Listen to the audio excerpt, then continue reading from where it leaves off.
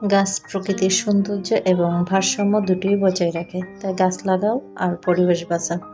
আসসালামু আলাইকুম everyone, welcome back to my channel. আমি লিলি, আর লিলিস ফ্যামিলিতে আপনাদের সবাইকে ওয়েলকাম জানাচ্ছি আরেকটা ব্লগ ভিডিও দেখার জন্য। তো সবাই কেমন আছেন? আশা করি যে যেখানে আছেন, যে অবস্থায় আছেন, কাছে কিংবা দূরে, সবাই ভালো আছেন। হ্যাঁ, আর আমিও আর আমার পরিবারের সবাই আলহামদুলিল্লাহ ভালো আছি।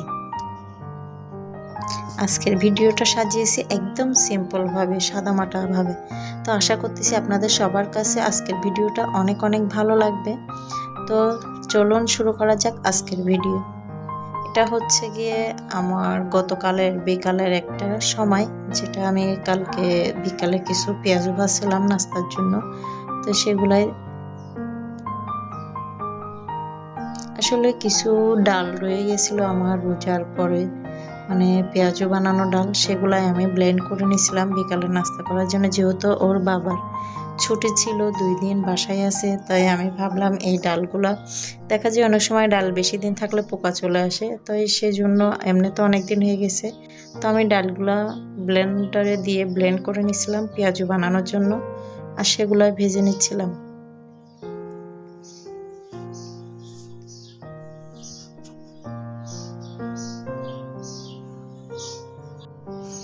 আসলে গাছ এমন একটা জিনিস, সেটা যেখানে রেখে দিবেন আসলে অনেক বলে ভুল হবে, বহুগুণে সৌন্দর্য বৃদ্ধি করে। তো সেই জন্যই বললাম কথাগুলো প্রথমে। আসলে দেখা যায় অনেক সময়ের কারণে গাছে পানি স্প্রে করে দেওয়া হয় না, সবসময় গোড়ায় ঢেলে ঢেলে দেওয়া হয়।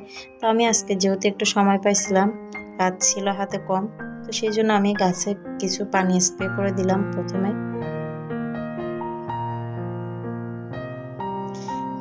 আর এদিকে দেখা যাচ্ছে আমার পেঁয়াজও কিছুটা ভাজা শেষ।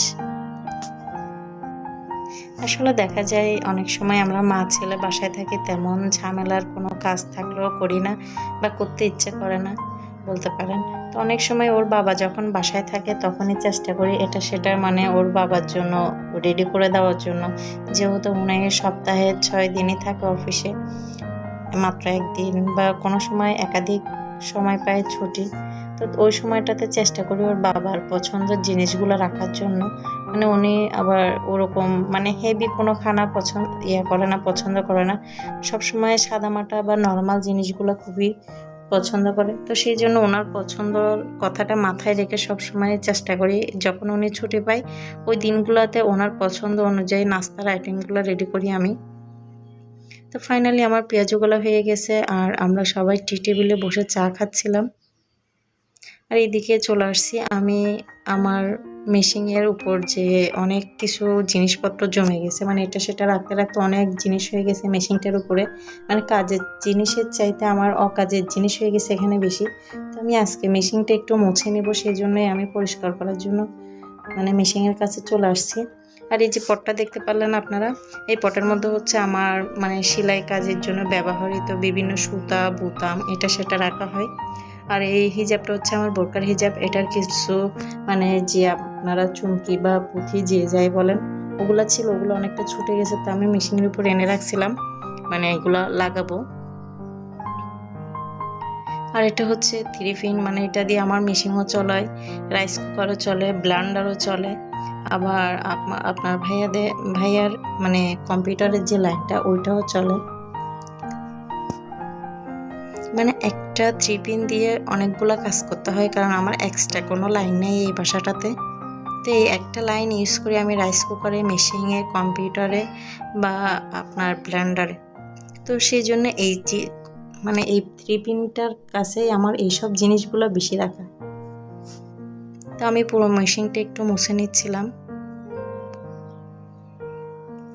ফাইনালি মুছে আমি দেখেন গুছাই ফেলছি জিনিসগুলো সব সরাইয়ে। আর এদিকে ব্লেন্ডারটায় ডাল ব্লেন্ড করছি, আবার ওই দিন কিছু চালের গুঁড়ি করছিলাম, সেই জন্য অনেক ময়লা হয়ে গেছিল দেখে আমি এটাকে নিয়ে আসছি পরিষ্কার করার জন্য।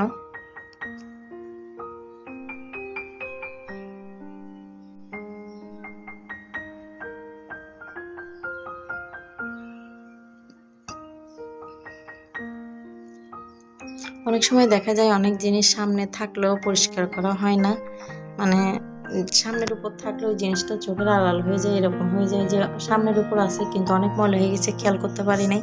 তো আমার এটাও এরকম হয়েছে। তো এটা মুছে আমি এক পাশে রেখে দিছি, আর আমার রাইস কুকারটাও আমি মুছে নিব। তো আপনারা যারা আমার ভিডিওগুলো দেখতেছেন সবাইকে রিকোয়েস্ট করব, আমার ভিডিও যদি কোনো একটা পার্ট আপনাদের ভালো লেগে থাকে তাহলে প্লিজ আমার ভিডিওতে একটা লাইক দিয়ে যাবেন। আর যদি আপনাদের মনে হয় যে না ভিডিওটা আসলেই সত্যিকারে ভালো হয়েছে বা ভালো লাগছে, তাহলে প্লিজ আমার চ্যানেলটা সাবস্ক্রাইব করবেন এবং আমার পরিবারের পাশে থাকবেন। তো ফাইনালি আমার দোনোটা জিনিস পরিষ্কার করে নেওয়া হয়ে গেছে। দেখেন মোছার পরে এটা কত চকচক করতেছে, মনে হচ্ছে এখনই কিনে আনছে, এত পরিষ্কার হয়ে গেছে দেখছেন।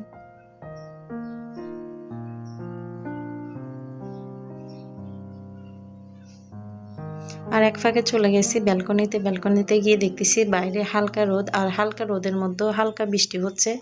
দেখেন আল্লাহর কি সৃষ্টি আর কি লীলা খেলা।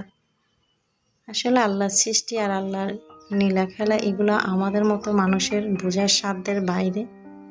আর ওই পাশে যে দুইজন মহিলা দেখতে পাচ্ছেন আপনারা, ওরা হচ্ছে কি আমাদের পাশের নিচের তলায়। ওরা আসলে মানুষ জীবনের প্রয়োজনে কত কিছুই না করে। এখানে আমার সামনে পিছনে আমার যে বাসাটা, আমার বাসাটার সামনে এবং পিছনেই ডোবা। তো ওরা হচ্ছে ডোবা থেকে শাক সংগ্রহ করতেছিল। আর এই যে আমার বাসার সামনে উনি ওই যে মুরব্বী একজন দেখতেছেন, উনিও আসলে জীবিকার চাহিদাই বলতে পারেন। উনি আসলে কিছু কচু শাক কেটে নিচ্ছে, উনি বিক্রি করবে এগুলা।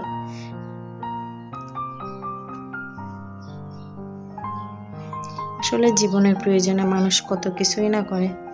আল্লাহ আমাদের যে সৃষ্টি করছে এবং সৃষ্টি করার পরে যে আহারের একটা পেট সৃষ্টি করছে, এটাই হচ্ছে মানুষের মূল অসুবিধার কারণ বলতে পারেন। পেটটা না থাকলে হয়তো বা আমরা কেউ এত ঝামেলা বা এত কষ্ট বা এত কাজ করতাম না। আর এটা হচ্ছে আমার বাসার পিছন সাইডটা। এখানে দেখেন আপনারা, মানে আকাশে এখনো অনেক মেঘ আছে।